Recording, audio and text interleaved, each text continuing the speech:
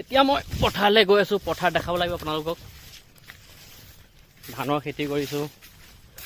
এফালে মোৰ চাহৰ বাগান আছে, আপোনালোকে চাব পাইছে। চাহৰ বাগান বেছি নাই, 40 বিঘামান আছে মোৰ।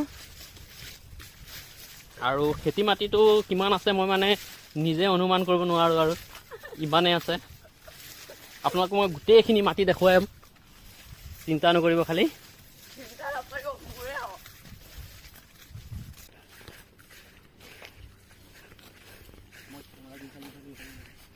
এই মূৰৰ পৰা সেই মূৰ গোটেইটো ইফালে যিমান দেখুৱাইছে একেবাৰে দূৰলৈকে, ইয়াত দূৰবিন চাব লগা হৈ যাব। এতিয়া গোটেইখিনি মূৰে মাটি, প্ৰায় 30-40 হাজাৰ মান বিঘা চাগে মোৰ মাটি আছে, ধানৰ খেতি আছে। লগতে খেতিটো মই বাগানটো ক'লোৱে 40 বিঘা আছে মোৰ। তাৰপাছত আৰু দেখুৱাই আছোঁ বাৰু। এফালে যিমান তামোল গছ আছে গোটেইখিনি মোৰে হয় বাৰু।